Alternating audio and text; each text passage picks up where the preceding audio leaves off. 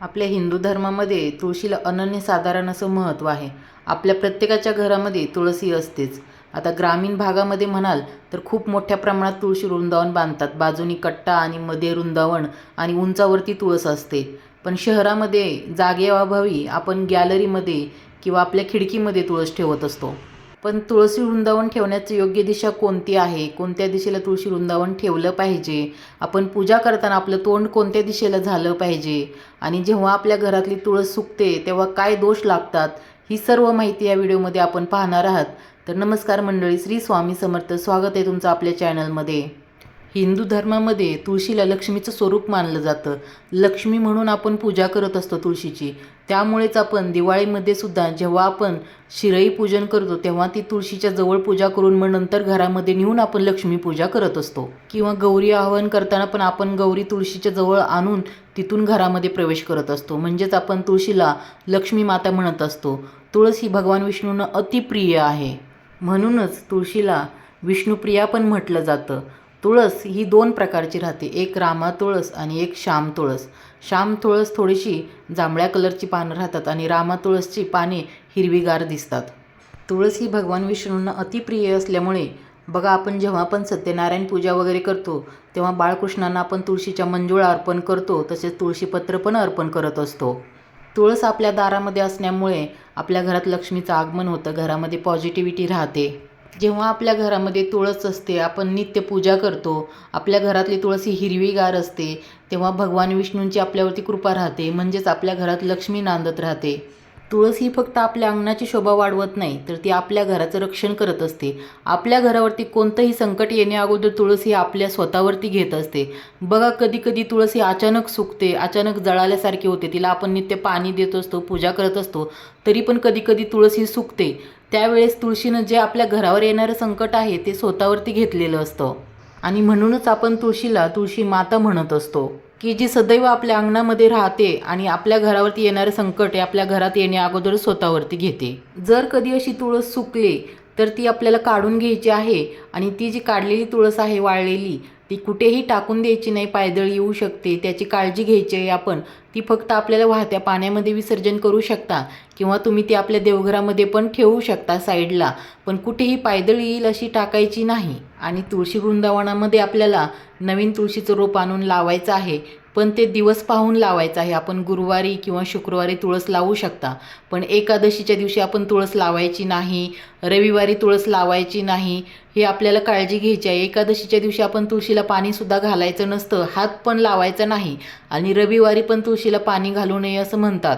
नवीन तुळशीचं रोप लावताना तुम्ही गुरुवारी किंवा शुक्रवारीच आवर्जून लावा. आणि आपण तुळशीला पाणी कधी घालावं, तर रविवारी आपल्याला तुळशीला पाणी घालायचं नाही, एकादशीच्या दिवशी पण घालायचं नाही. पण आपण रोज देवपूजा करतो आणि काय करतो आपण महिला, की देवपूजा झाल्यानंतर देवपूजेचं पाणी जे आहे ते आपण तुळशी वृंदावनामध्ये आणून टाकतो. तर असं कधीच करायचं नाही. आपण दुसऱ्या कोणत्याही झाडाला घालू शकता, पण देव धुतलेलं पाणी ही तुळशीला कधी घालायचं नसतं. आपल्यावरती लक्ष्मीची कृपा राहावी याकरिता गुरुवारच्या दिवशी तुळशीला कच्चं दूध अर्पण करावं. थोडंसं दूध आणि पाणी मिक्स करून तुळशीला अर्पण केलं जातं. जर तुम्हाला शक्य असेल तर गाईचं दूध आणि थोडंसं पाणी मिक्स करून तुम्ही तुळशीला गुरुवारच्या दिवशी अवश्य अर्पण करू शकता. आणि जेव्हा पण आपण तुळशीला जल अर्पण करत असतो, पाणी घालत असतो, तेव्हा आपल्याला मंत्र बोलायचा असतो. आणि तो मंत्र म्हणजे ओम नमो भगवते वासुदेवाय नमः. हा भगवान विष्णूंचा मंत्र बोलायचा असतो, कारण भगवान विष्णूंना तुळस ही अतिप्रिय आहे आणि तुळस ही लक्ष्मी स्वरूप मानतो आपण. त्यामुळे तुळशीला पाणी घालताना आपल्याला ओम नमो भगवते वासुदेवाय नमः हा मंत्र बोलायचा असतो. आपण पूर्वीपासून पाहत आलो आहे की तुळशीला प्रदक्षिणा घातली जाते. का घालतात? तर बघा, आपण मंदिरात गेल्यानंतर पण मंदिराभोवती प्रदक्षिणा घालतो. याच्या मागचं कारण आहे की मंदिर परिसर हा आजूबाजूने एकदम प्रसन्न वातावरण असते, पॉझिटिव्ह वातावरण असतं. त्यामुळेच आपण तुळशीला पण पाणी घातल्यानंतर प्रदक्षिणा घालतो. 3-5 अशा प्रदक्षिणा घातल्या जातात. तुळशीला पण माता लक्ष्मीचं रूप मानतो. त्यामुळे तुळशीचं जसं आध्यात्मिक महत्त्व आहे तसं आयुर्वेदिकही महत्त्व आहे. आणि त्यामुळे तुळशीच्या बाजूचं वातावरण हे एकदम प्रसन्न असतं, पॉझिटिव्ह असतं. आणि अशा वेळेस जेव्हा आपण तुळशीला प्रदक्षिणा घालतो तर ते वातावरण आपल्या आरोग्यासाठी पण चांगलं असतं. आता शहरामध्ये तर तुळशीला रोज प्रदक्षिणा घालणं शक्य नाही, पण ज्यांना शक्य आहे त्यांनी तुळशीला आवर्जून रोज प्रदक्षिणा घालावी आणि तुळस ही योग्य दिशेला ठेवलेली असावी. आपल्या घरामध्ये तुळस ही कोणत्या दिशेला असायला हवी? बघा, तुळस ही उत्तरेला ठेवू शकता तुम्ही, पूर्वेला ठेवू शकता किंवा ईशान्य कोपऱ्यामध्ये पण ठेवू शकता. वास्तुशास्त्रानुसार या दिशा तुळस ठेवण्यासाठी एकदम योग्य सांगितल्या आहेत. तुम्ही पण तुमची तुळस या दिशा पाहूनच ठेवा.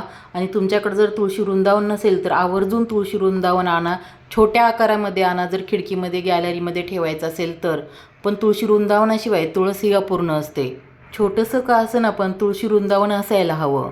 तुळस ही कधी आपल्या गच्चीवरती टेरेसवरती नसावी. ती नेहमी आपल्या अंगणामध्ये तुळस ठेवली जाते. आपण जिथं राहतो तर तिथं वरती स्लॅबवरती टेरेसवरती तुळस कधीही ठेवू नये. जर अशी टेरेसवरती तुळस ठेवली असेल तर आर्थिक अडचणींचा सामना करावा लागतो. त्यामुळे तुळस कधीही टेरेसवरती ठेवू नये. तुळशीचे जसे आध्यात्मिक महत्त्व आहे तसे आयुर्वेदिकही महत्त्व आहे.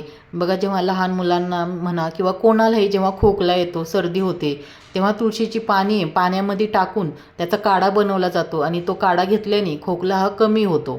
तुळशीच्या पानांचा उपाय हा त्वचा रोगासाठी पण केला जातो. बघा, त्वचेवरती जर कुठले डाग वगैरे आले असतील तर तुळशीची पाने चुरून त्यावरती त्यात पानाचा रस लावल्यानंतर हा आजार कमी होतो. बरीच अशी औषधं आहेत ज्यामध्ये की तुळशीच्या पानांचा उपयोग केला जातो.